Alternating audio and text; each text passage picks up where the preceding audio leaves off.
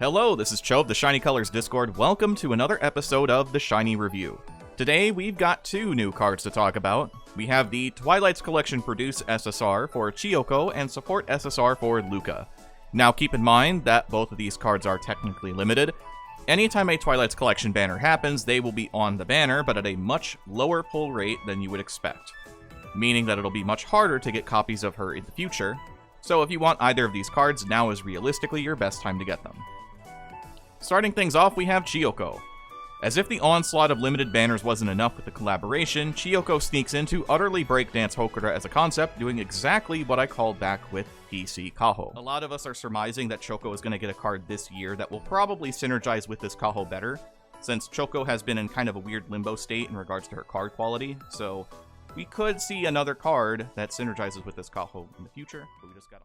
Choko's a pure dance unit that starts as a single target attacker until 1 star, then evolves into an AoE unit that applies the same random buff philosophy that P-SSR11 does. She pairs this up with 500% attention down and interest down if her appeal is used early. Her final appeal is a massive AoE that buffs her dance a fair amount and scales based on how low her attention is, which is very easy to use. Dance Hokura have taken a huge 180 and have become a defensive team, attempting to pull aggro away from them in order to slow down the pace of a match through cards like Daikichi Kogane. Choko exemplifies this through her 50% interest down debuff on her first 2 appeals. It's a radically different take for a previously understood unit who attempted to end Fest fast with a no-holds-barred playstyle. She's worth the commitment if you pulled P-SSR11 without question. If you do not have P-SSR11, then this card's a little harder to justify, but getting both of these does lead to a very specific style of Dance Hokura that is much different, as we've mentioned earlier. Her roles are center, attack all, buffer. She's a stall unit, and she has attention down, and I moderately to highly recommend pulling for this Chiyoko. Chiyoko's initial appeal is a dance 3.5 to 1 judge that lowers your attention by 500% for 5 turns. This then applies one random effect of an appeal strength buff of 0.1 for 5 turns, and can apply to any of the 5 Hokura members. The plus appeal, which requires the full Hokura lineup, and for it to be turned to her earlier, is a 50% debuff to the judge's interest for 1 turn. Her 1-star appeal is a dance 4.0 to all judges that lowers your attention by 500% for 5 turns, and applies 2 random effects of the above. So instead of only getting 1 of those buffs, you now get 2 of those buffs potentially, leading you up to 3, if you use both appeals. Her plus appeal, which requires the full Hokura lineup and for it to be turn 3 or earlier, is again a judge interest 50% debuff for 1 turn, except now it's to all judges. Her 4-star appeal is a dance 1.1 to 5.5 to all judges that scales based on how low your attention is, and applies a dance 100% buff for 4 turns. This links into a dance 1.5 appeal. For her passives, Choko's 1-star passive is a dance 50% up and attention 500% down if it's turned to her earlier, and has a 30% chance to activate once. This also comes with a dance plus 150 uncap. Her 2-star passive is a dance 130% up if you have the full Hokura lineup, and has a 30% chance to activate twice. This also comes with a vocal dance visual plus 100 uncap. Her 3-star passive is a dance 160% up if you have 1 or more active Chiyoko appeal strength buffs, and has a 30% chance to activate twice, and comes with a mental plus 200 uncap. Her 4-star rainbow passive we'll talk about in a second, but this comes with a vocal dance visual plus 100 uncap. Her memory appeal when maxed out is a dance 3.0 that links into a dance maximum 5.0, scaling based on how low her attention is. Said rainbow passive is a dance 220% up that requires 4 or more Hokura members in your skill history, and has a 25% chance to activate twice, and is limited to once per turn. Her TwiColle passive is all members get a memory gauge boost of plus 10%. Now for her TwiColle passive, it's still good, there's no other way around it. Since this team can play around not needing as much damage on appeal, the increased memory gauge gain can help towards consistency. And if you're someone that doesn't plan on using Hokura, then just having a copy around for the passive onto any of your know-how is just as good of an incentive if you've missed any of the recent TwiColle cards.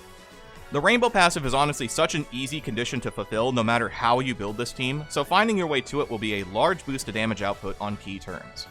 Now, Twilight's Collection has not gotten any less expensive, so it's fair to consider that many may only have Choko at 0 or 1 star. 1 star is honestly a really comfy place to have Chiyoko. You get access to an AoE appeal, you can attempt to stack up buffs for P-SSR11's big passive, but you can also make sure you can't be hit for a few turns and periodically stall out the judges if you draw the appeal early.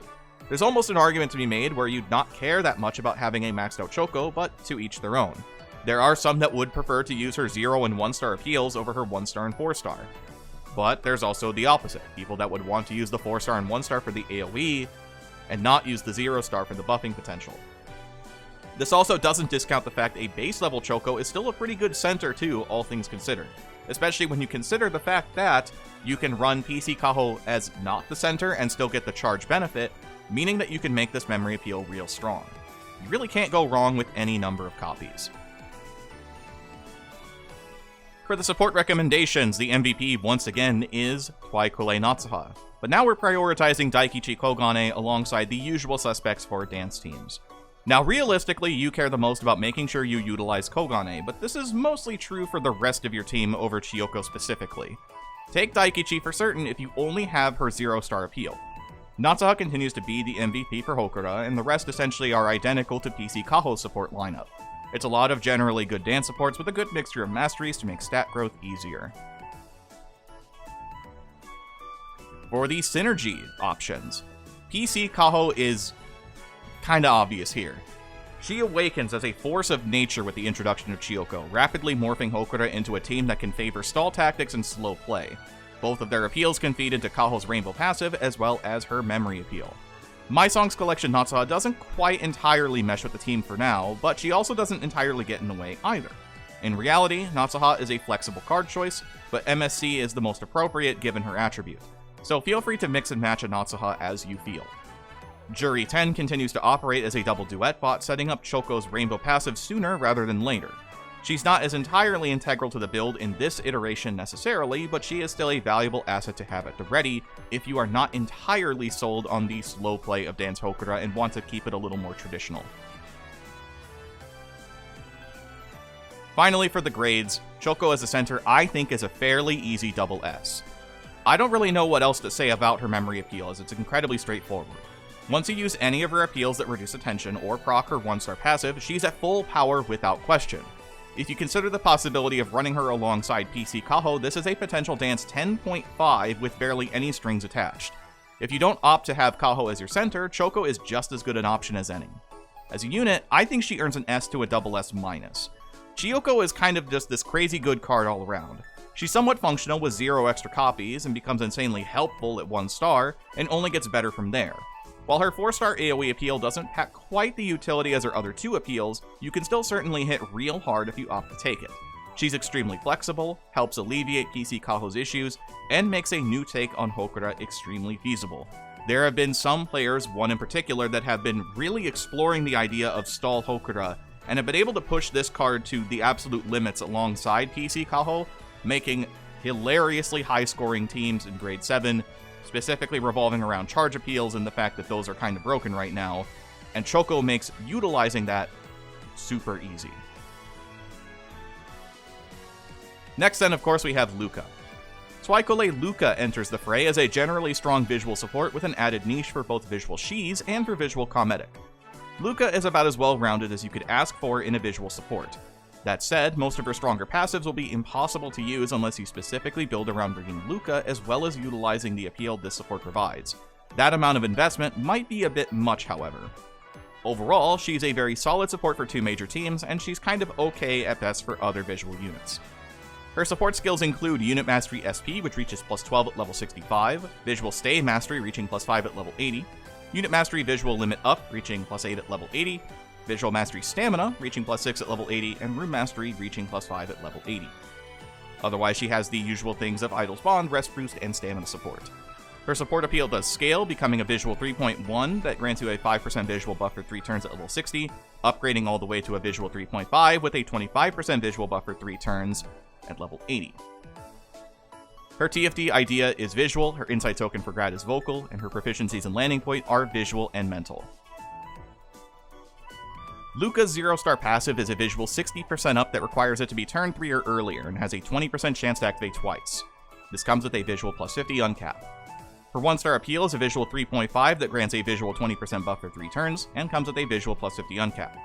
Her 2-star passive is a visual 100% up and memory gauge 5% up that requires Luca or Mikoto on your team.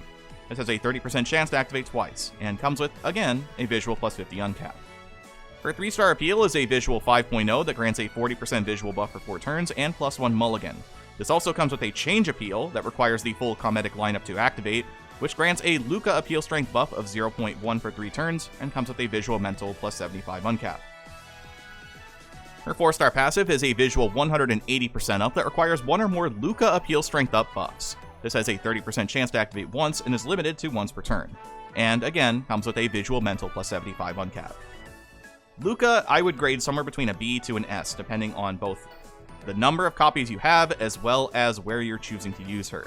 I think that she's kind of okay at best on non-Comedic or Cheese, and pretty solid for Comedic and Cheese.